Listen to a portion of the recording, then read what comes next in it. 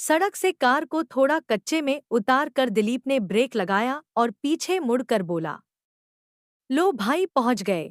मगर ध्यान से सुना है, यहाँ जगह जगह धसकने वाली मिट्टी है। रीना झटके से कार का दरवाजा खोलकर बाहर निकली और बोली, अब तू फालतू डरा मत। यहाँ ऐसा कुछ भी नहीं है, ये सब अफवाह है।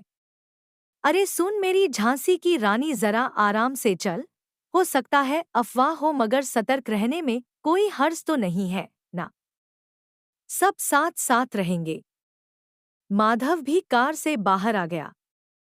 रीना ने मुंह बनाया और आगे बढ़ गई। पीछे पीछे गीता, अनुराग और दिलीप भी कार बंद करके आ गए।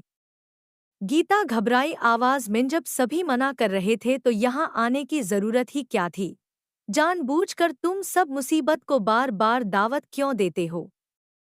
पिछली बार भी रीना की दिलेरी के चक्कर में वो कहते कहते चुप हो गई। दिलीप उसको समझाते हुए बोला, तब में और अब में फर्क है। यहाँ किसी तरह का कोई खतरा नहीं है।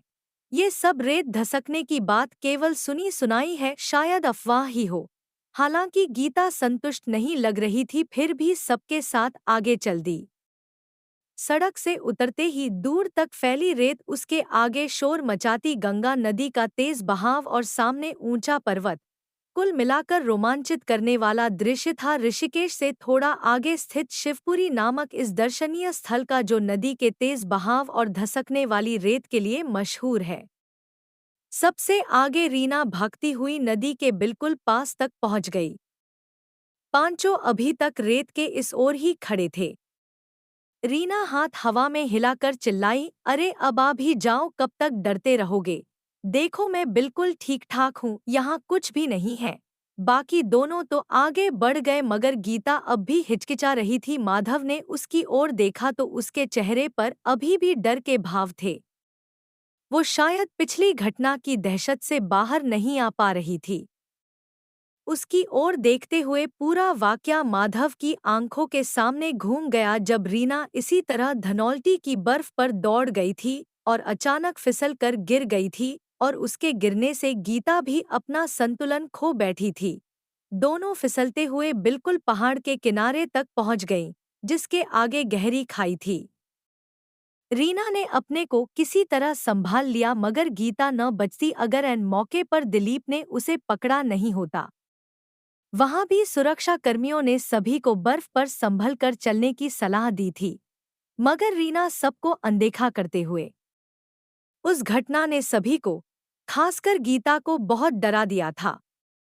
वो बहुत दिनों तक कहीं घूमने भी नहीं गई, लेकिन रीना पर कोई असर नहीं था।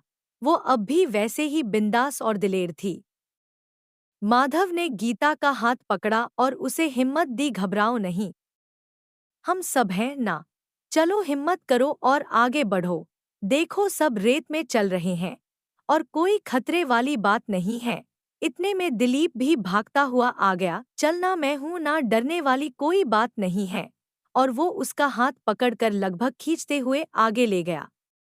कभी खुलकर कहा तो नहीं, मगर जिस तरह दोनों एक दूसरे से पेश आते थे और एक दूसरे का ख्याल रखते थे, उससे लगता था कि वो एक दूसरे को पसंद करते थे। दोनों हाथ पकड़े आगे आगे चल रहे थे और माधव उनके पीछे पीछे पुरानी बातें याद करता हुआ। पांचों की मुलाकात देहरादून इंजीनियरिंग कॉलेज में दाखिले वाले दिन हुई थी। रीना के अलावा सब छोटे शहरों से पहली बार देहरादून जैसे शहर में आए थे, जो अपनी खूबसूरती और जिंदादिली के लिए मशहूर था। रीना दिल्ली से थी, एकदम बिंदास और तेज तर्रार। गीता और रीना कॉलेज आने से पहले मिल चुके थे, क्योंकि दोनों देहरादून में अपने रिश्तेदारों के यहाँ रुके थे, जो इत्तेफाक से पड़ोसी थे। माधव, दिलीप और अनुराग सुबह से ही हम एडमिशन फॉर्म भरने से लेकर फीस भरने और बाकी औपचारिकताओं में लगे हुए थे, और इसी बीच बार बार मुलाकात होते होते सबकी आपस में जान पहचान हो गई। शाम को सब काम खत्म करके सब वापस हो गए, एक हफ्ते बाद आने के लिए, जब क्लासेस शुरू होनी थी। क्लासेस शुरू हुई और साथ साथ दोस्ती भी। कुछ दिन बाद सबने दिलीप को कई बार रीना और गीता से बात करते हुए।